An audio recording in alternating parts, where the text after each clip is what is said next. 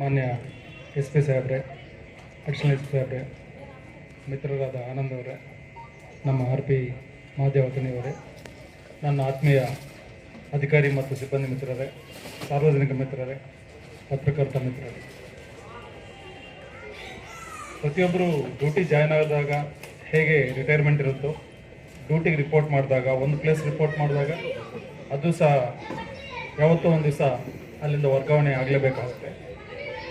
But ಆದರೆ ಈ ಚಿಂತಾಮಣಿಗೆ ಬಂದಿರೋ ಸನ್ನಿವೇಶಗಳು, ಇಲ್ಲಿ ಫೇಸ್ ಮಾಡಿರತಕ್ಕಂಥ ಘಟ್ಟಗಳು, ನಮ್ಮ ವಿಜಯ್ ಹೇಳ್ತಿದ್ರು ಹೋರಾಟದ ಸನ್ನಿವೇಶಗಳಂತ. ಬಟ್ ಮೊದಲನೇದಾಗಿ ಈ ಹಿಂದೆ 1 ಇಯರ್ ಇತ್ತು. ಆ 1 ಇಯರಲ್ಲಿ KGF ಅಲ್ಲಿ 1 ಇಯರ್ ಇದ್ದೆ. ಅದಾದಮೇಲೆ ಎಕ್ಸಾಕ್ಟ್ ಆಗಿ 1 ಇಯರ್ 10 ಡೇಸ್ಗೆ ಕೋಲಾರಿಗೆ ಬಂದೆ. 1 ಇಯರ್ 20 ಡೇಸ್ಗೆ ಟ್ರಾನ್ಸ್ಫರ್ ಆಯಿತು. ವೇಟಿಂಗಲ್ಲಿ ಇತ್ತು. ಅದು ಎಲ್ಲಿಗೆ ಹೋಗಬೇಕು ಏನು ಅನ್ನೋದು ನಾನು ಸರ್ಚ್ ಮಾಡ್ತಾ ಇದ್ದೆ. ಆ ಸಮಯದಲ್ಲಿ ಮಾನ್ಯ ಎಸ್ ಪಿ ಸಾಹೇಬ್ರಿಗೆ ಪ್ರಮೋಷನ್ ಆಗಿ ವೇಕೆನ್ಸಿ ಕೋಲಾರಲ್ಲಿ ಸಾಹೇಬ್ರ ಜೊತೆ ಪ್ರೈಮ್ ಮಿನಿಸ್ಟರ್ ಬಂದೋಬಸ್ತು ಮತ್ತು ಬೇರೆ ಬೇರೆ ತುಂಬ ಬಂದೋಬಸ್ತುಗಳನ್ನು ನೋಡಿ ಅವರ ಮಾರ್ಗದರ್ಶನ ಪಡೀತಿದ್ದೆ. ಬಟ್ ಇನ್ನು ತಮ್ಮೆಲ್ಲರಿಗೂ ಗೊತ್ತಿದೆ ಪೋಸ್ಟಿಂಗ್ಸ್ ಹೇಗಾಗ್ತಾವಂತ. ಮಾನ್ಯ ಸಚಿವರಿಗೆ ಫಸ್ಟ್ ಟೈಮ್ ಭೇಟಿ ಮಾಡಿದೆ ಒಂದು ಸಲ. ನನಗೆ ಒಂದೇ 1 ವರ್ಷ ಚಾನ್ಸ್ ಕೊಡಿ ಸರ್ ಸಾಕು ಅಂತ ಕೇಳಿದೆ. ಅದು ಆಗದೆ ಮತ್ತೆ ಚಿಂತಾಮಣಿಯಲ್ಲೂ ಸಹ ಒಂದು ಸಲ ಕೇಳೋಣ ಸಾಹೇಬ್ರಿಗೆ ಅಂದ್ಕೊಂಡೆ. ಚಿಂತಾಮಣಿ ಎಲ್ಲಿದೆಯೋ ಗೊತ್ತಿಲ್ಲ ನನಗೆ. ಗೂಗಲ್ ಲೊಕೇಶನ್ ಹಾಕಿದೆ. ಹತ್ತಿರ ಬಂದ ಮೇಲೆ ಮತ್ತೆ ಇನ್ನು ಸಾಹೇಬ್ರ ಮನೆ ಎಲ್ಲಿದೆಯೋ ಗೊತ್ತಿಲ್ಲ. ನಮ್ಮ DSP ಆಫೀಸಲ್ಲಿ ಇದಕ್ಕೆ ಮುಂಚೆ ಕೆಲಸ ಮಾಡ್ತಿದ್ರು ಅವರೇ. ಗಿರೀಶ್ ಬಂದು ಮನೆ ತೋರಿಸಿದೆ ಸರ್. ಅವತ್ತು ಆಲ್ಮೋಸ್ಟ್ 2-3 ಅವರ್ಸ್ ವೆಯ್ಟ್ ಮಾಡಿದೆ. ವಿಪರೀತ ಮಳೆ. ವಾಪಸ್ ಹೋಗ್ಬೇಕಾದ್ರೂ ಎಲ್ಲರಿಗೂ ಬೈಕೊಂಡೇ ಹೋದೆ ನಾನು ಯಾಕೆ ಬಂದೆ ಅಂತ. ಬಟ್ ಆ ಸನ್ನಿವೇಶಗಳನ್ನ ನೆನೆಸ್ಕೊಂಡ್ರೆ ಇದು ನಾನು ಚಿಂತಾಮಣಿಯಲ್ಲಿ 2 ವರ್ಷ 7 ತಿಂಗಳು ಕಳೆದಿದ್ದೆ ಸಹ ನನಗೆ ಇನ್ನೂ ಕಡಿಮೆ ಅಂತ ಅನ್ನಿಸ್ತಾ ಇದೆ. ಬಟ್ ಬರೋದಕ್ಕಿಂತ ಮುಂಚೆ ಜಾಸ್ತಿ ಬಂದ ಮೇಲೆ ದಸ್ತಗಿರಿ ಅಂತ ಇದ್ರು. ಅವರು ತುಂಬ ಇನ್ಸಿಡೆಂಟ್ ನೆರೇಟ್ ಮಾಡ್ತಾ ಇದ್ರು ಸರ್. ಪ್ರತಿ ದಿವಸ ಊಟ ಮಾಡಬೇಕಾದ್ರೆ ಸರ್ ಹಂಗಿತ್ತು ಸರ್ ಹಿಂಗಿತ್ತು ಸರ್, ಅವಾಗ ಹಂಗಿತ್ತು ಸಿಚುವೇಶನ್ ಹಿಂಗಿತ್ತು ಅಂತ. ಬಟ್ ಆದರೂ ತುಂಬ ಉತ್ತಮ ಸರ್, ಅವಾಗಿಂದ ಇವಾಗ 80% ಚೇಂಜ್ ಆಗಿದೆ ಅಂತ. ಪರವಾಗಿಲ್ಲ ಬಿಡಿ, ಏನು ಸಮಸ್ಯೆ ಇರಲ್ಲ ಅಂದ್ಕೊಂಡೆ. October 5th ಚಾರ್ಜ್ ತಗೊಂಡೆ. October 13th ನಾನು ನಮ್ಮ ಪೇರೆಂಟ್ಸ್ಗೆ ಅವ್ರದ್ದು ಡೆತ್ ಆ್ಯನಿವರ್ಸರಿ ಪೂಜೆ ಮಾಡಬೇಕಂತ ನಾಗೇಶ್ ಸಾಹೇಬ್ರಿಗೆ ಪರ್ಮಿಷನ್ ಕೇಳಿ ವಾಪಸ್ ಹೋಗ್ತಾ ಇದ್ದೆ. ಇಲ್ಲಿ ಕೈಲಾಸಗಿರಿ ಕ್ರಾಸ್ ಹತ್ರ ಹೋದ ತಕ್ಷಣ ನಮ್ಮ ಛೋಟಾ ಇಮ್ರಾನ್ ಫೋನ್ ಮಾಡಿದ್ರು, ಸರ್ ಇಲ್ಲಿ ಇನ್ಸಿಡೆಂಟ್ ಆಗಿದೆ ಸರ್, ಬನ್ನಿ ಸರ್ ಬೇಗ ಬಸ್ ಸ್ಟ್ಯಾಂಡಲ್ಲಿ. ಮಫ್ಟಿಯಲ್ಲಿ ಹೋಗ್ತಿದ್ದೆ. ಇಮ್ಮಿಡಿಯೇಟಾಗಿ ಬಂದು ಅವಾಗ ಫಸ್ಟ್ ಜನ ಯಾರೂ ಪರಿಚಯ ಇಲ್ಲ ನನಗೆ. ನಮ್ಮ ಸಚಿವರೊಬ್ಬರು ಬಿಟ್ಟರೆ ಬೇರೆ ಯಾರೂ ಪರಿಚಯ ಇಲ್ಲ ನನಗೆ. ಬಟ್ ಆದರೂ ಸಹ ನಾಗೇಶ್ ಸಾಹೇಬರು ತುಂಬ ಸಪೋರ್ಟ್ ಮಾಡಿದ್ರು. ಬಟ್ ಇದಕ್ಕಿಂತ ಮುಂಚೆ ಅವರಿಬ್ಬರು ಡಿಸ್ಪ್ಯೂಟ್ ಬಗ್ಗೆ ನಮ್ಮ ರಂಗಸ್ವಾಮಿ ಹೇಳಿದರು. ನಾನು ಹೇಳ್ತಿದ್ದೆ ಫಸ್ಟ್ ಇಬ್ಬರಿಗೂ ಕರೆಸಿ ಒಂದ್ಸಲ ನಾವು ಸಾಲ್ವ್ ಮಾಡೋಣ, ಎಫರ್ಟ್ಸ್ ಮಾಡೋಣ ಅಂತ ಹೇಳಿದ್ದೆ. ಬಟ್ ಅನ್ಫಾರ್ಚುನೇಟ್ಲಿ October 13th ಒಂದು ಇನ್ಸಿಡೆಂಟ್ ಆದಮೇಲೆ ಆಯಿತು. ಮತ್ತು ನನ್ನ 27 ವರ್ಷ ಸರ್ವೀಸಲ್ಲಿ ನನ್ನ ಆಫೀಸ್ ಮುಂದೆ ಯಾರೂ ಧರಣಿ ಮಾಡಿಲ್ಲ. ಫಸ್ಟ್ ಟೈಮ್ ಒಂದು ಶಾಮ್ಯಾನ ಹಾಕಿ ಧರಣಿ ಆಗಿರೋದು. ಅದು ನನ್ನ ಈ ಟೆನ್ಯೂರಲ್ಲಿ ತುಂಬ ನೋವಾದ ವಿಷಯ. ಬಟ್ ಅದು ಆಗಿನ ಪರಿಸ್ಥಿತಿಯಲ್ಲಿ ನಾನು ನಾನು ಇನ್ನೂ ಪೂರ್ತಿ 1 ವಾರ ಆಗಿತ್ತು ಬಂದು. ಇಲ್ಲ ಸ್ವಲ್ಪ ಟೈಮ್ ಆದರೂ ಇದ್ದರೆ ನಾನು ಮ್ಯಾನೇಜ್ ಮಾಡ್ತಿದ್ನೇನೋ. ಆ ಇನ್ಸಿಡೆಂಟು ನನ್ನ ಲೈಫಲ್ಲಿ ವೃತ್ತಿ ಜೀವನದಲ್ಲಿ ಒಂದು ಬ್ಲ್ಯಾಕ್ ಮಾರ್ಕ್ ಅಂತ ಅನ್ನಿಸ್ತದೆ ನನಗೆ. ಬಟ್ ಈ ರೀತಿ ನಮಗೆ ಆಗಿರೋ ಇನ್ಸಿಡೆಂಟನ್ನು ನಮ್ಮ ಫ್ರೆಂಡ್ಸು ಬ್ಯಾಚ್ಮೇಟ್ಸ್ ಹತ್ರ ಹಂಚ್ಕೊಂಡಾಗ ಸರ್ವೇ ಸಾಮಾನ್ಯ ಇಲ್ಲಿ ಚಿಂತಾಮಣಿಯಲ್ಲಿ ಅಂತ ಹೇಳಿದ್ರು. ಆವಾಗ ಸ್ವಲ್ಪ ರಿಲೀಫ್ ಆಯಿತು. ಪರವಾಗಿಲ್ಲ ಬಿಡಿ, ಅದೇ ಇದು ಪ್ಲೇಸೇ ಇಂಥದ್ದು ಬಿಡು ಅಂತ ನಾನು ಇದಕ್ಕೆ ಅಡ್ಜಸ್ಟ್ ಆದೆ. ಮತ್ತು ನಮ್ಮ ಅಡಿಷನಲ್ SP ಸಾಹೇಬ್ರು ಹೇಳಿದ್ರು ವಿಪರೀತ ಟೆನ್ಷನ್ ತಗೊಳ್ತಾರೆ ಅಂತ. ಡೆಫಿನೆಟಾಗಿ ನಾನು ಟೆನ್ಷನ್ ತಗೊಳ್ಳೋಕ್ಕೆ ನನಗೆ ಏಕೈಕ ರೀಸನ್ನು ವ್ಯಕ್ತಿ ಅಂದರೆ ನನ್ನ ತಾಯಿ. ಚಿಕ್ಕಂದಿನಿಂದಲೇ ಡೆಫಿನೆಟಾಗಿ ಒಬ್ಬ ಮನಸ್ಸನ್ನು ನೋಯಿಸಬಾರ್ದು ಅಂತ ಪದೇ ಹೇಳೋರು ನನಗೆ. ಬಟ್ ಏನಾದರೂ ಮಾಡೋಕ್ಕೆ ಹೋದರೆ ಅವ್ರು ಏನು ಬೈಕೊಳ್ತಾರೋ ಪಾಪ, ಅವ್ರಿಗೇನೋ ತೊಂದರೆ ಆಗ್ತದೆ ನನ್ನಿಂದ ಅನ್ನೋ ಉದ್ದೇಶ. ಮತ್ತು ನನ್ನಿಂದ ಏನೋ ನೆಗ್ಲೆಕ್ಟ್ ಆಗಿ ದೊಡ್ಡ ಲಾ ಆ್ಯಂಡ್ ಆರ್ಡರ್ ಆದರೆ ಮತ್ತೆ SP ಅಡಿಷನಲ್ SP ಇನ್ನೂ ಸೀನಿಯರ್ ಆಫೀಸರ್ಸ್ ಬರಬೇಕಲ್ಲ ಅನ್ನೋ ಇದು ಜಾಸ್ತಿ ಇತ್ತು. ಬಟ್ ಅದೇ ಥರ ಇಲ್ಲಿ ಸಮಸ್ಯೆಗಳು ಒಂದು 3-4 ಸಮಸ್ಯೆಗಳು ಬಂದವು. ಅದು ಸಹ ಸಮರ್ಥವಾಗಿ ನಾನು ನಿಭಾಯಿಸಲು ಮುಖ್ಯ ಕಾರಣ ಅಂದರೆ ನಮ್ಮ ಯೂನಿಟ್ ಆಫೀಸರ್ಸ್ DL ನಾಗೇಶ್ ಸಾಹೇಬರು, ಕುಶಲ್ ಚೌಕ್ಸಿ ಸಾಹೇಬರು ರಾಜಾ ಇಮಾಮ್ ಕಾಸಿಂ ಸಾಹೇಬರು ಮತ್ತು ಜಗನ್ನಾಥ್ ರೈ ಸಾಹೇಬರು, ಮುಖ್ಯವಾಗಿ ನಮ್ಮ ಪಿಲ್ಲರ್ಸ್ ಆಫ್ ದ ಡಿಪಾರ್ಟ್ಮೆಂಟ್, ನನ್ನ ಆತ್ಮೀಯ, ನನ್ನ ಕುಟುಂಬದ ಸಿಬ್ಬಂದಿ ಮಿತ್ರರಿಂದನೇ ನಾವು ಏನಾದರೂ ಸಾಧನೆ ಮಾಡಿದ್ರೆ ಅವರಿಂದನೇ ಸಾಧನೆ ಮಾಡೋದು. ಪ್ರತಿ ಸಮಯದಲ್ಲೂ ಸಹ ನನ್ನ ಹೆಜ್ಜೆ ಹೆಜ್ಜೆಗೂ ನನ್ನ ಜೊತೆಗೆ ನಿಂತು ನನಗೆ ತುಂಬ ಧೈರ್ಯ ನೀಡಿ, ಸಹಕಾರ ನೀಡಿ, ಇಲ್ಲಿ ಉತ್ತಮ ಡ್ಯೂಟಿ ಮಾಡೋಕ್ಕೆ ತುಂಬ ಹೆಲ್ಪ್ ಮಾಡಿದ್ದಾರೆ. 2 ಇನ್ಸಿಡೆಂಟ್ಗಳಲ್ಲಿ ಸೀಕ್ರೆಸಿ ಮೇಂಟೈನ್ ಮಾಡೋಕ್ಕೆ ಕಷ್ಟ ಅಂತ ಅಂದ್ಕೊಂಡೆ, ಬಟ್ ಆದರೂ ಯಾರಿಗೂ ಗೊತ್ತಿಲ್ಲದಂಗೆ 100% ಸೀಕ್ರೆಸಿಯನ್ನು ಮೇಂಟೈನ್ ಮಾಡೋದು. ಆ 2 ವಿಷಯಗಳು ಸಕ್ಸಸ್ಫುಲ್ ಆಗಿ ನಾವು ಆಪರೇಷನ್ ಮಾಡ್ದಂಗೆ ಆಯಿತು. ಅದು ಬಿಕಾಸ್ ಆಫ್ ನಮ್ಮ ಸಿಬ್ಬಂದಿ ಮತ್ತು ಅಧಿಕಾರಿ ಮಿತ್ರರು ಅಂತ ನಾನು ಯಾವ ಸಮಯಲ್ಲಾದರೂ ಹೇಳ್ಬೋದು. ಮತ್ತು ಇದೇ ರೀತಿ ನನಗೆ ಹೇಗೆ ನನ್ನ ಈ ಸಬ್ ಡಿವಿಷನ್ನು ಉತ್ತಮ ಬಾಂಧವ್ಯ ಅಂದರೆ, ನಾನು ಬೆಳೆದಿರುವಂಥ ವಾತಾವರಣ ನನ್ನ ತವರು ತಾಲೂಕು ಜಿಲ್ಲೆ ತುಮಕೂರು ಜಿಲ್ಲೆ ಪಾವಗಡ ಟೊಪೋಗ್ರಫಿಗೂ ಈ ಚಿಂತಾಮಣಿ ಟೊಪೋಗ್ರಫಿಗೂ ಈಕ್ವಲ್ ಇರುತ್ತೆ. ಸೇಮ್ ಅದೇ ನೇಚರ್ ಜನನೇ ಇರ್ತಾರೆ. ಬಟ್ ಅದ್ರ ಭಾಷೆ ಸಮಸ್ಯೆ ಆಗಲಿ ಯಾವುದೇ ಇದ್ದಿಲ್ಲ. ಅದರಿಂದ ನನಗೆ ತುಂಬ ಅನುಕೂಲ ಆಯಿತು ಅಂತ ನಾನು ಈ ಸಂದರ್ಭದಲ್ಲಿ ಹೇಳ್ತೀನಿ.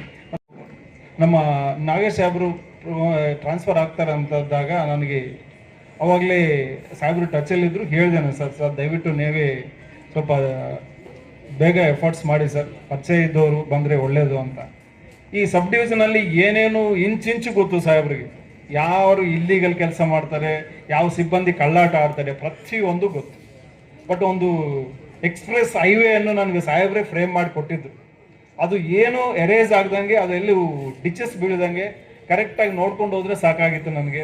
ಮತ್ತು ಅದೇ ತರಹ ಈ ಸೀನಿಯರ್ ಆಫೀಸರ್ಸ್ ನಮ್ಮ ಅಡಿಷನಲ್ ಎಸ್ ಪಿ ಹೇಳ್ತಿದ್ರು, ತುಂಬ ನಮಗೆ ಅವರು ಒಂದು ಇಂಜೆಕ್ಷನ್ ಕೊಡ್ತಿದ್ರು ನಾನು ಟೆನ್ಷನಲ್ಲಿ ಇದ್ದಾಗ. ಸೊ ಅದೇ ರೀತಿ ಯಾರು ಸೀನಿಯರ್ ಆಫೀಸರ್ಸು ಎಷ್ಟು ಡಿಫ್ಯೂಸ್ ಮಾಡ್ತಾರೋ ನಮ್ಮ ಟೆನ್ಷನ್, ಅಷ್ಟೇ ಈಸಿಯಾಗಿ ಯಾವ ಘಟನೆಗಳಾದರೂ ಸಹ ನಾವು ಈಸಿಯಾಗಿ ನಾವು ಎರೇಸ್ ಮಾಡ್ಬೋದು, ಓವರ್ಕಮ್ ಮಾಡ್ಬೋದು ಅನ್ನೋ ಕಾನ್ಫಿಡೆನ್ಸು ಈ ಜಿಲ್ಲೆಯಲ್ಲಿ, ಈ ಡಿಸ್ಟಿಕಲ್ಲಿ, ಈ ಜಿಲ್ಲೆಯಲ್ಲಿ, ಉಪವಿಭಾಗದಲ್ಲಿ ನನಗೆ ಸಿಕ್ಕಿದೆ. ಇದೇ ರೀತಿ ಬಾಬಾ ಸಾಹೇಬ್ ಅಂಬೇಡ್ಕರ್ ಪುತ್ಥಳಿ ವಿಷಯ ಆಗಲಿ, ಮತ್ತು ಅದನ್ನು ಹ್ಯಾಂಡಲ್ ಮಾಡೋಕ್ಕೆ ನಮ್ಮ ಎಸ್ ಪಿ ಅಡಿಷನಲಿಸ್ಟ್ ಅವರು ಹೇಗೆ ನನಗೆ ಸಪೋರ್ಟ್ ಮಾಡಿದ್ದಾರೆ ಅನ್ನೋದು ನನ್ನ ವೃತ್ತಿ ಜೀವನದಲ್ಲಿ ಮರೆಯೋಕ್ಕೆ ಸಾಧ್ಯನೇ ಇಲ್ಲ. ಮತ್ತು ಇದೊಂದು ವಕ್ಫ್ ರಿಲೇಟೆಡ್ ಒಂದು ಸಮಸ್ಯೆ ಬಂತು. ಅದು ಆ್ಯಕ್ಚುಲಾಗಿ ನಾನು ಎಸ್ ಪಿ ಸಾಹೇಬ್ರಿಗೂ ಗೊತ್ತು, ನಮ್ಮ ಜನ ಇದ್ದಾರೆ ಸರ್, ನಾವು we can manage the things ಅಂತ ಹೇಳಿದ್ರು ಸಹ ಸೀನಿಯರ್ ಆಫೀಸರ್ಸು ಅದು ಸ್ವಲ್ಪ ಸಿಕ್ಕಾಪಟ್ಟೆ ಹೈಪ್ ಹೋಯ್ತು.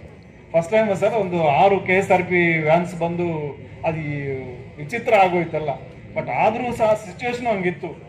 ಈಗ ನಾವು ಬರ್ತಾವೆ ಸರ್ ಅಲ್ಲಿ ಅಂತ ಆಲ್ಮೋಸ್ಟ್ ನಮ್ಮ ಒಂದು ಕೋಮಿನ ಜನ ಆಲ್ಮೋಸ್ಟ್ ಒಂದು 500, 600 ಅಪ್ ಟು 1000ವರೆಗೂ ಒಂದು ಕಡೆ ಸೇರಿದ್ರು. ಬಟ್ ಒಂದೇ ಮಾತು, ನಾನು ಇದ್ದೀನಿ, ನಮ್ಮ ಎಸ್ ಪಿ ಸಾಹೇಬ್ರು ಇದ್ದಾರೆ, ನಾವು ಇಲ್ಲಿ ಟೇಕ್ ಕೇರ್ ಆಫ್ ಯು, ನೀವು ಯಾರೂ ಇಲ್ಲಿಗೆ ಬರಬೇಡ ಅಂತ ಒಂದು ಮಾತಿಗೆ ಬೆಲೆ ಕೊಟ್ಟು 100% ಒಬ್ಬರು ಸಹ ಅಲ್ಲಿಗೆ ಬರಲಿಲ್ಲ. ಬಂದಿದ್ರೆ ಅವತ್ತೇನಾದರೂ ಗಲಾಟೆ ಆಗೋಕ್ಕೆ ಚಾನ್ಸ್ ಇತ್ತೇನೋ, ಬಟ್ ನಮಗೆ ಅಷ್ಟೇ ಬೆಲೆ ಕೊಟ್ಟರು. ಸೊ ಈ 2 ಸನ್ನಿವೇಶಗಳನ್ನು ಓವರ್ಕಮ್ ಮಾಡೋಕ್ಕೆ ನನಗೆ ತುಂಬ ಸಪೋರ್ಟ್ ಮಾಡಿದ್ದಾರೆ. ಇಲ್ಲಿ ಸಾರ್ವಜನಿಕ ಮಿತ್ರರಂತೂ ಸುಮಾರು ಜನಕ್ಕೆ ಬೇರೆಯವ್ರಿಗೆ ಗೊತ್ತಿಲ್ಲದೆ ಇರ್ಬೋದು, ಚಿಂತಾಮಣಿ ಜನ ಹಂಗೆ ಹೀಗೆ ಅಂತ. ಅದೇ ನಾನು ಸೇಮ್ ನಮ್ಮ ಪಾವಗಡದಲ್ಲೂ ಸಹ ಕೇಳ್ತಿದ್ದೀನಿ, ಅಯ್ಯೋ ಅಲ್ಲಿಗೆ ಯಾಕೆ ಹೋಗ್ತೀರಾ, ಹೋಗಲೇಬೇಡಿ ಅಂತ ಹೇಳ್ತಿರ್ತಾರೆ. ಅಲ್ಲಿ ಹೋದ್ಮೇಲೆ ಬರಬೇಕಾದ್ರೆ ಗೊತ್ತಾಗ್ತದೆ ಆ ಜನರ ಮನಸ್ಥಿತಿ ಹೇಗಿದೆ, ಅವ್ರು ಹೇಗೆ ಸಪೋರ್ಟ್ ಮಾಡ್ತಾರೆ ಸಾರ್ವಜನಿಕ ಅಧಿಕಾರಿಗಳಿಗೆ. ಸೇಮ್ ಇಲ್ಲೂ ಸಹ ಕೆಲವ್ರು ಬಂದರೆ ಚಪ್ಪಲಿ ಹೊರಗಿಟ್ಬಿಟ್ಟು ಬರ್ತಾರೆ, ಅಷ್ಟು ರೆಸ್ಪೆಕ್ಟ್ ಕೊಡೋ ಜನ ಇದ್ದಾರೆ ಚಿಂತಾಮಣಿ ತಾಲೂಕಿನಲ್ಲಿ. ಮತ್ತು ಈ ಶಿಡ್ಲಘಟ್ಟ ತಾಲೂಕು ಬಗ್ಗೆ ಹೇಳಬೇಕಂದ್ರೆ ಅನ್ನೋದು ಸಹ ಯಾವತ್ತೂ ನಮಗೆ ಅನಿಸ್ಲೇ ಇಲ್ಲ. ಯಾಕಂದರೆ ಸಮಸ್ಯೆ ಬರೋಲ್ಲ ಅಲ್ಲಿ. ಏನು ರೊಟೀನು ಅಡ್ಮಿನಿಸ್ಟ್ರೇಟಿವ್ ಮ್ಯಾಟ್ರಸು, ಆಕ್ಸಿಡೆಂಟ್ಸು ಇಂಥವು ಬರ್ತಾವೆ ಬಿಟ್ಟರೆ ಬೇರೆ ಏನೂ ಇಲ್ಲ. ಈ KADB ವಿಷಯದಲ್ಲೂ ಸಹ ಎಲ್ಲ ರೈತ ಸಂಘ ಮಿತ್ರರು ಸಹ ನಮ್ಮೊಂದಿಗೆ ಕೈ ಜೋಡಿಸಿ, ಒಂದ್ಸಲ ಜಂಗಮಕೋಟೆಯಲ್ಲಿ ಒಂದು ಕ್ಲಿಷ್ಟ ಸಮಸ್ಯೆ ಎದುರಾದಾಗಲೂ ಸಹ ಈಸಿಯಾಗಿ ಎಸ್ ಪಿ ಸಾಹೇಬರು ನಾವು ಅದನ್ನು ಡಿಫ್ಯೂಸ್ ಮಾಡಿದ್ದೀವಿ. ಮತ್ತು ಇಂಥ ಹಲವಾರು ಸನ್ನಿವೇಶಗಳಲ್ಲಿ ನನಗೆ ತುಂಬ ಹೆಲ್ಪ್ ಮಾಡಿದ್ದಾರೆ, ನನಗೆ ಸಜೆಸ್ಟ್ ಮಾಡಿದ್ದಾರೆ, ಗೈಡೆನ್ಸ್ ಕೊಟ್ಟಿದ್ದಾರೆ. ನಮ್ಮ ಜಗನ್ನಾಥ್ ರೈ ಸಾಹೇಬರು ಅಷ್ಟೇ. ಜಗನ್ನಾಥ್ ರೈ ಸಾಹೇಬರು 2023ರಲ್ಲಿ ಫಸ್ಟ್ ಅಡಿಷನಲ್ ಎಸ್ ಪಿ ಇಂದ ಚಿಕ್ಕಬಳ್ಳಾಪುರ ಡಿಸ್ಟಿಕ್ ಅಂತ ಆಗಬೇಕಿತ್ತು. ಕಾರಣಾಂತರದಿಂದ ಸ್ವಲ್ಪ ಲೇಟಾಗಿ ಬಂದರು ಸಹ ಅವರು ನೆಕ್ಸ್ಟು ನಮಗೆ ತುಂಬ ಸಪೋರ್ಟ್ ಮಾಡ್ತಿದ್ರು. ಏನಾದರೂ ಚಿಕ್ಕ ವಿಷಯ ಆದರೂ ಸಹ ಸ್ಪೆಷಲಿ ಕೆಂಚಾರ್ಲಹಳ್ಳಿ ಸರ್ಕಲ್, ಯಾಕಂದರೆ ಸಾಹೇಬರು ಕಂಬಾಲಹಳ್ಳಿಯಲ್ಲಿ ಅಲ್ಲಿ ಬಂದೋಬಸ್ತ್ ಮಾಡಿದ್ದಾರೆ. ಅವ್ರ ನೇಚರ್ ಗೊತ್ತು. ಕೋಲಾರ ರೂರಲಲ್ಲಿ ಕೆಲಸ ಮಾಡಿದ್ದಾರೆ. ಕೋಲಾರ ರೂರಲ್ ಜನ, ಶ್ರೀನಿವಾಸಪುರ ಜನ, ನಮ್ಮ ಚಿಂತಾಮಣಿ ಜನ ಹೇಗಿದ್ದಾರೆ ಅಂತ ಗೊತ್ತು. ಅಲ್ಲಿ ಕೆಲಸ ಮಾಡಿದವರು ಇಲ್ಲಿ ಈಸಿಯಾಗಿ ಕೆಲಸ ಮಾಡ್ಬೋದು. ನಮ್ಮ ನಾಗೇಶ್ ಸಾಹೇಬರು ಫಸ್ಟ್ ರಿಪೋರ್ಟ್ ಮಾಡಿ ದಿವಸನೇ ಕೇಳಿದ್ರು, ನೀವು ಶ್ರೀನಿವಾಸಪುರ ಗೊತ್ತಲ್ಲ ಅಂತ. ಹೌದು ಸರ್, ಅದು ಸೇಮ್ ಶ್ರೀನಿವಾಸ್ಪುರ ಅಣ್ಣ ತಮ್ಮನೇ ಇದು ಚಿಂತಾಮಣಿ. ಸೊ ನಿಂಗೆ ಹೆಚ್ಚಿಗೆ ಹೇಳ್ಕೊಡೋ ಅವಶ್ಯಕತೆ ಇಲ್ಲ ಅಂತ ಹೇಳಿದ್ರು. ಅದೇ ರೀತಿಯಲ್ಲಿ ಜಗನ್ನಾಥ ರೇಸು ಚಿಗಂಚಾಲಲ್ಲಿ ಸರ್ಕಲ್ ಅಂದ ತಕ್ಷಣ ಚಿಕ್ಕ ವಿಷಯ ಆದರೂ ಸಹ ದೊಡ್ಡದಂತ ನೀವು ಟ್ರೀಟ್ ಮಾಡಬೇಕಾಗುತ್ತೆ, ಅವಾಗಲೇ ನಮಗೆ ತುಂಬ ಹೆಲ್ಪ್ ಆಗುತ್ತೆ ಅಂತ ಹೇಳಿದರು.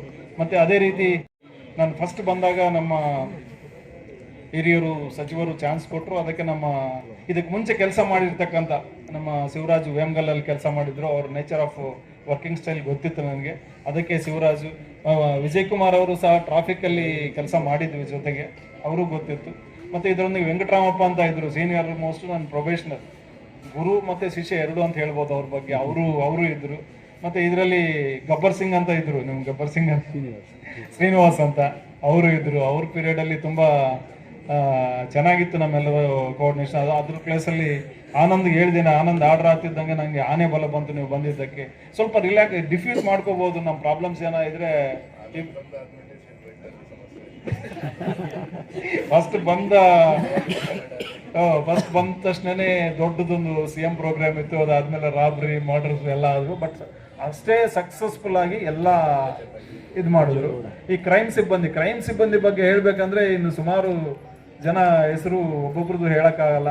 ನಮ್ಮ ವಿಶ್ವ, ಸಂದೀಪು, ಸುಮಾರು ಜನ, ವೆಂಕಟು, ನರೇಶ್ ಅಂತಿದ್ರು, ಪ್ರತಿಯೊಬ್ಬರು ತುಂಬ ಚೆನ್ನಾಗಿ ಕೆಲಸ ಮಾಡ್ತಿದ್ರು. ಎಂತೆಂಥ ಕ್ಲಿಷ್ಟಕರ ಪ್ರಾಬ್ಲಮ್ಸ್, ಈ ಕೈವಾರ ಮರ್ಡರ್ ಕೇಸ್ ಅಂತೂ ಅದು ಏನೂ ಕ್ಲೂ ಇಲ್ಲ. ಸಾಹೇಬ್ರೆ ಫಿಸಿಕಲಿ ಬಂದರು, SP ಸಾಹೇಬ್ರೆ, ರಾಜಾ ಇಮಾಮ್ ಕಾಸಿಂ ಸಾಹೇಬ್ರಿದ್ರು. CCTV ನೋಡೋಕ್ಕೆ ಅವರೇ ಬಂದರು ಸಾಹೇಬ್ರಿಗೆ. ಮತ್ತು ಮೇಲೆ ಡೇಸು ಹೋದಂಗೆಲ್ಲ ಟೆನ್ಷನ್ ಬಿಲ್ಡಪ್ ಆಗುತ್ತೆ. ಮೇಲೆ ಕೇಳ್ತಿರ್ತಾರೆ, ಯಾಕೆ 2 ದಿವಸ ಆಯಿತು 3 ದಿವಸ ಆಯಿತು ಇನ್ನೇನು ಡಿಟೆಕ್ಷನ್ ಆಗಿಲ್ಲ. ಅದಕ್ಕೆ ಸಾಹೇಬ್ರೆ ಬಂದು ಕೂತ್ಕೊಳ್ಳೋರು ಕಂಪ್ಯೂಟರ್ ಮುಂದೆ. ಅವಾಗ ನಾನು ಸಂದೀಪ್ದು ಮತ್ತು ವಿಶ್ವ ತಲೆ ತಿನ್ನೋದು, ಏನೋ ಇನ್ನೂ ಆಗಿಲ್ಲ ಅಂತ. ಸೊ ಇದೇ ರೀತಿ ಎಲ್ಲ ಸಬ್ ಇನ್ಸ್ಪೆಕ್ಟರ್ಗಳು ಸಹ ನನಗೆ ಹೃದಯಪೂರ್ವಕವಾಗಿ ನನಗೆ ಸಪೋರ್ಟ್ ಮಾಡಿದ್ದಾರೆ. ಅವರೆಲ್ಲರಿಗೂ, ಸುನೀಲ್ ಆಗಲಿ, ನಮ್ಮ ಇವರು ವೇಣುಗೋಪಾಲ್ ಅವರಾಗಲಿ, ನಾಗರಾಜ್ ಅವರಾಗಲಿ, ನಾರಾಯಣ ಸ್ವಾಮಿಗೂ ಪಾಪ ಸಿಕ್ಕಾಪಟ್ಟೆ ಗೋಳೆ ಕೊಡ್ತಿದ್ದೆ ನಾನು. ಯಾಕಪ್ಪ ಪ್ರಮೋಷನ್ ತಗೊಂಡು ಈ ಟೌನ್ಗೆ ಬಂದು ಅಂದ್ಕೊಂಡ್ರೆ ಏನೋ ಗೊತ್ತಿಲ್ಲ. ಬಟ್ ಆದರೂ ಸಹ ತುಂಬ ಕೂಲಾಗಿ, ತುಂಬ ಈಸಿಯಾಗಿ ಅವರು ಹ್ಯಾಂಡಲ್ ಮಾಡ್ತಿದ್ರು. ಸುಮಾರು ಜನ ರಮೇಶ್ ಇಲ್ಲಿ ಕಾಣ್ತಿಲ್ಲ, ರಮೇಶ್ಗೂ ಅಂತೂ ಸಾಕಷ್ಟು ಬೈದಿದ್ದೇನೆ ನನ್ನ ಪಾಪ. ಮತ್ತು ರಮೇಶ್ಗೂ, ಇವ್ರಿಗೆ, ಮತ್ತು ಈ ಶಿವಕುಮಾರ್ಗೆ, ನಮ್ಮ ನಾಗರಾಜು, ಎಲ್ಲರೂ ನನಗೆ ಹೆಲ್ಪ್ ಮಾಡಿದ್ದಾರೆ. ಶ್ಯಾಮಲಾ, ನಮ್ಮ ಈ ಶಾಬುದ್ದೀನ್, ನಾಗೇಂದ್ರ ಪ್ರಸಾದ್, ಮತ್ತು ನಾಗೇಂದ್ರ, ಮತ್ತು ರಿಟೈರ್ ಆದ ನಾರಾಯಣ ಸ್ವಾಮಿ, ತುಂಬ ಜನ ಒಳ್ಳೆ ಹೆಲ್ಪ್ ಮಾಡಿದ್ದಾರೆ, ಎಲ್ಲ ಸಪೋರ್ಟ್ ಮಾಡಿದ್ದಾರೆ. ಎಲ್ಲ ರೈಟರ್ಸ್ ಆಗಲಿ, IO ಅಸಿಸ್ಟೆಂಟ್ಸ್ ಆಗಲಿ, ನಮ್ಮ DPO ಸ್ಟಾಫ್ ಆಗಲಿ, ನಮ್ಮ ವೈರ್ಲೆಸ್ ಸ್ಟಾಫ್ ಆಗಲಿ, ಮತ್ತು ಫಿಂಗರ್ ಪ್ರಿಂಟ್ ಯೂನಿಟ್ ಆಗಲಿ, ನಮ್ಮ DR ಅಧಿಕಾರಿ ಮತ್ತು ಮಿತ್ರರಾಗಲಿ, DSB ಸ್ಟಾಫ್ ಆಗಲಿ, ಪ್ರತಿಯೊಬ್ಬರು ನನಗೆ ತುಂಬ ಕೋಆಪ್ರೇಟ್ ಮಾಡಿದ್ದಾರೆ. ಅದಕ್ಕೆ ಈ ಸಂದರ್ಭದಲ್ಲಿ ಪ್ರತಿಯೊಬ್ಬರಿಗೂ ನಾನು ಧನ್ಯವಾದಗಳನ್ನು. ಇದರೊಂದಿಗೆ ಮುಖ್ಯವಾಗಿ ನಮ್ಮ 4th ಪಿಲ್ಲರ್ ಪ್ರೆಸ್, ನಮ್ಮ ಚಿಂತಾಮಣಿ ಶಿಡ್ಲಘಟ್ಟ ತಾಲೂಕಿನ ಪ್ರೆಸ್ ಆಗಲಿ, ಯೂಟ್ಯೂಬರ್ಸ್ ಆಗಲಿ, ನನಗೆ ಯಾವುದೇ ಕಾರಣಕ್ಕೂ ಸಹ ನಮಗೆ ಕೇಳಿ ಏನಾದರೂ ಅವರು ನ್ಯೂಸ್ ಮಾಡ್ತಿದ್ರು. ಸುಮಾರು ಸಂದರ್ಭಗಳಲ್ಲಿ ಆಕ್ಸಿಡೆಂಟ್ ಆದಾಗ ನನ್ನ ಜೊತೆ ಡೆಡ್ ಬಾಡೀಸ್ ಎತ್ತಿದ್ದಾರೆ. ಆಕ್ಸಿಡೆಂಟ್ ಆದ ತಕ್ಷಣ ಫಸ್ಟ್ ಫೋನ್ ಇವ್ರದೇ ಬರ್ತಾ ಇತ್ತು, ಏನು ನೆಟ್ವರ್ಕ್ ಇಟ್ಟಿದಾರೋ ಗೊತ್ತಿಲ್ಲ. ಬಟ್ ಇದರಲ್ಲಿ ನಮ್ಮ ಚಿನ್ಸಂದ್ರ ಇರ್ಷಾದ್ ಮಾತ್ರ ಸಿಕ್ಕಾಪಟ್ಟೆ ಟೆನ್ಷನ್ ಕೊಡ್ತಿದ್ದ. ಅಲ್ಲಿ ಸಣ್ಣ ಒಂದು ಆಕ್ಸಿಡೆಂಟ್ ಆಗಿ, ಸಾರ್ 3 ಡೆತ್ ಆಗಿದೆ ಸರ್ ಅಂತ ಹೇಳೋದು. ನಾನು ಅವ್ನ ಮಾತು ನಂಬ್ಕೊಂಡು ಒಂದ್ಸಲ SP ಅವ್ರಿಗೂ ಹೇಳಿದೆ ನಾನು, ಸರ್ ಒಂದು 3 ಡೆತ್ ಆಗಿದೆ ಅಂತೆ ಸರ್. ಅದು ಹೋಗಿ ಸ್ಪಾಟ್ ನೋಡಿದ್ವಿ, ಪಾಪ ಇನ್ನೂ ಬದುಕಿದ್ದಾರೆ.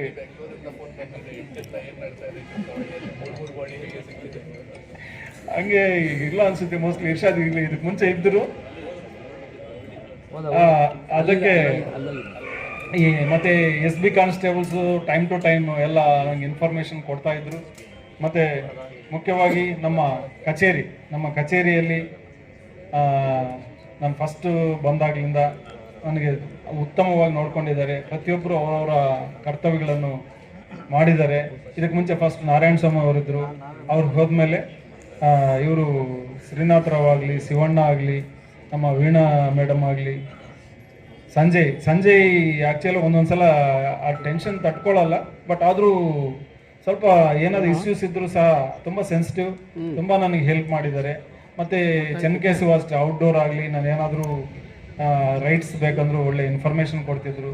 ಮತ್ತು ಇದೆಲ್ಲ ಮುಖ್ಯವಾಗಿ ಚೌಡಪ್ಪ ಚಾಲಕರು ನಾನು ಆಲ್ಮೋಸ್ಟ್ 60-70% ಜರ್ನಿಯಲ್ಲಿ ಅವ್ರ ಜೊತೆಗೆ ಇರ್ತಿದ್ದೆ. ನಾನು ಫ್ಯಾಮಿಲಿ ಅದೇ ಫ್ಯಾಮಿಲಿನ ಜಾಸ್ತಿ ರೌಂಡ್ಸ್ ಮಾಡ್ತಿದ್ವಿ. ಅವಾಗ ಅನಿವಾರ್ಯವಾಗಿ ಪೊಲೀಸ್ ಈ ವಾಹನದಲ್ಲೇ ನಾನು ಸ್ಪೆಂಡ್ ಮಾಡಬೇಕಾಗಿತ್ತು. ಇದೆಲ್ಲರ ಜೊತೆಗೆ ನಿಮ್ಮೆಲ್ಲರ ಸ್ನೇಹ ಪ್ರೀತಿ ಪಾತ್ರ ನನಗೆ ಇವತ್ತು ತುಂಬ ಖುಷಿ ತರ್ತಾ ಇದೆ. ಈ ನಮ್ಮ ಜಗನ್ನಾಥ ಸಾಹೇಬ್ ಹೇಳಿದಾಗೆ ನಾನು ಈ ಥರ ಕೆಲಸ ಮಾಡೋಕ್ಕೆ ನನಗೆ ಮಾರಲ್ ಬೂಸ್ಟಪ್ ನಮ್ಮ ಫ್ಯಾಮಿಲಿ ಅಂತ ಹೇಳ್ಬೋದು. ಅದಕ್ಕೆ ಯಾವಾಗಲೂ ಸಹ ಅವರೇನು ನನಗೆ ಯಾವತ್ತೂ ಡಿಮ್ಯಾಂಡ್ ಮಾಡಿಲ್ಲ ನೀವು ಲೀವ್ ತಗೊಂಡು ಬರಲೇಬೇಕು ಅಂತ. ಅವ್ರಿಗೆ ಸಿಚುವೇಶನು ಅರ್ಥ ಆಗ್ತಿತ್ತು. ಅವರು ಒಬ್ಬ ಪೊಲೀಸ್ ಆಫೀಸರ್ ಮಗಳಾಗಿರೋದಕ್ಕೆ ನನ್ನ ಅದೃಷ್ಟ. ಅವರು ಈಸಿಯಾಗಿ ಪೊಲೀಸ್ ಬಗ್ಗೆ ಗೊತ್ತಿತ್ತು, ಅದಕ್ಕೆ ಯಾವುದ್ರ ಬಗ್ಗೆ ತಲೆ ಕೆಡಿಸ್ಕೊಳ್ತಿದ್ದಾರೆ. ನಾನು ಯಾವಾಗಾದರೂ ಒಂದು ಸ್ವಲ್ಪ ಟೆನ್ಷನ್ ಆದರೂ ಇದೆಲ್ಲ ಮಾಮೂಲಿ ಬಿಡ್ರಿ ಆಫೀಸಲ್ಲಿ ಡಿಪಾರ್ಟ್ಮೆಂಟಲ್ಲಿ ಅನ್ನೋ ಥರ ಇತ್ತು.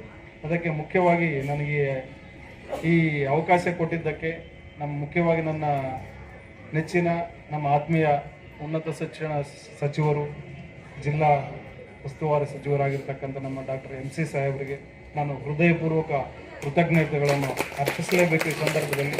ಇದರೊಂದಿಗೆ ಇತರೆ ರಾಜಕೀಯ ಮುಖಂಡರಾಗಲಿ, ಸಾರ್ವಜನಿಕ ಮಿತ್ರರಾಗಲಿ, ಸಂಘ ಸಂಸ್ಥೆಗಳು, ಸ್ಪೆಷಲಿ ಸಂಘ ಸಂಸ್ಥೆಗಳವರು ಸಹ ನನಗೆ ಬ್ಯಾಕ್ ಟು ಬ್ಯಾಕ್ ಬೆನ್ನೆಲುಬಾಗಿದ್ದು ಎಲ್ಲ ಮಾಡಿದ್ದಾರೆ. ಬಟ್ ನನಗೆ ಮನಸ್ಸಿಗೆ ನೋವಾಗೋದು ಒಂದೇ ಸಂಗತಿ ಅಂದರೆ ನಮ್ಮ ಶಿಡ್ಲಘಟ್ಟದಿಂದ ಲೋಕೇಶ್ ಬಂದಿದ್ದಾರೆ, ಅವರು ಸಹ. ಮತ್ತು ನನಗೆ ಇನ್ನೊಂದು ಅಂದರೆ ಲಾಸ್ಟ್ ಹೋಗ್ಬೇಕಾದ್ರೆ ಒಂದು ಸ್ಮಾಲ್ ಕೊಯ್ರಿ ಇದೆ ನನಗೆ. ಈ ಶಿಡ್ಲಘಟ್ಟ ಪಟ್ಟಣದಲ್ಲಿ ಟ್ರಾಫಿಕ್ ರೆಗ್ಯುಲೇಷನ್ಗೆ ನಾವು ಏನೂ ಮಾಡಲಿಲ್ಲ. ಅದು ನಮ್ಮ ಇಲಾಖೆ ಒಂದರಿಂದ ಸಾಧ್ಯ ಅಲ್ಲ, ಬಟ್ ಬೇರೆ ಬೇರೆ ಇಲಾಖೆಗಳ ಸಪೋರ್ಟು ಬೇಕು. ಮುಖ್ಯವಾಗಿ ಸಾರ್ವಜನಿಕರ ಸಪೋರ್ಟ್ ಬೇಕು. ನಮ್ಮ SP ಸಾಹೇಬರು ಪದೇ ಪದೇ ಹೇಳ್ತಿದ್ದಾರೆ, ನೋಡ್ರಿ ಎಷ್ಟು ಜನ ಹೆಲ್ಮೆಟು ಹಾಕದೆ ಹೋಗ್ತಾರೆ ಅಂತ. ಒಂದು 10 ನಿಮಿಷದಲ್ಲಿ ಒಂದು 10 ಜನ ಸಿಗ್ತಾರೆ, 20 ಜನ ಸಿಗ್ತಾರೆ ಮೊಬೈಲ್ ರೈಡಿಂಗ್ ಹೋಗೋರು. ಎಷ್ಟು ಜನ ಅಟ್ಲೀಸ್ಟ್ ನಾವು ಪದೇ ಪದೇ ಕೇಸ್ ಹಾಕಿದ್ರು ಸಹ ಪಬ್ಲಿಕ್ಕಲ್ಲೂ ಸಹ ನಾನು ಲಾ ಬ್ರೇಕ್ ಮಾಡಬಾರ್ದು ಅನ್ನೋ ಭಾವನೆ ಇರಬೇಕಲ್ವಾ. ಪ್ರತಿಯೊಂದಕ್ಕೂ ಪೊಲೀಸ್ನೇ ದೂಷಣೆ ಮಾಡೋದು ಅಲ್ವಾ ಮಾತ್ರ ಇಂಪಾರ್ಟೆಂಟ್ ಅಲ್ಲ, ನಾವೇನು ಮಾಡ್ತಿದ್ದೀವಿ ಅನ್ನೋದು ಇಂಪಾರ್ಟೆಂಟ್. ಸೊ ಈ ಸಂದರ್ಭದಲ್ಲಿ ಆನಂದ್ ಸಾಹೇಬರು ಬಂದಿದ್ದಾರೆ, ಆನಂದ್ ಸಾಹೇಬರು ಅವರು ನಮಗೆ ಉತ್ತಮವಾಗಿ ಎಲ್ಲ ಕೋಆಪ್ರೇಟ್ ಮಾಡ್ತಿದ್ರು. ಮತ್ತು ಇನ್ನೊಂದು ಪಾರ್ಟ್ ನಮ್ಮ ಹೋಮ್ ಗಾರ್ಡ್ಸು ಸಹ ನಮಗೆ ತುಂಬ ಬೆನ್ನೆಲುಬಾಗಿ ಜೊತೆಯಾಗಿದ್ದಾರೆ ನಮ್ಮ ಇಲಾಖೆಯಲ್ಲಿ ಕೆಲಸ ಮಾಡೋಕ್ಕೆ. ಸೊ ಈ ನಿಮ್ಮೆಲ್ಲರ ಸಹಕಾರದಿಂದ ನಾನು ಏನು ಅನ್ಫೋರ್ಸೀನ್ ಇನ್ಸಿಡೆಂಟ್ಸ್ ಆಗದ ಹಾಗೆ ಕೆಲಸ ಮಾಡೋಕ್ಕೆ ನೀವೆಲ್ಲರ ನನಗೆ ಸಹಾಯ ಮಾಡಿದ್ದೀರಾ, ಕೋಆಪ್ರೇಟ್ ಮಾಡಿದ್ದೀರಾ, ಧೈರ್ಯ ತುಂಬಿದ್ದೀರಾ.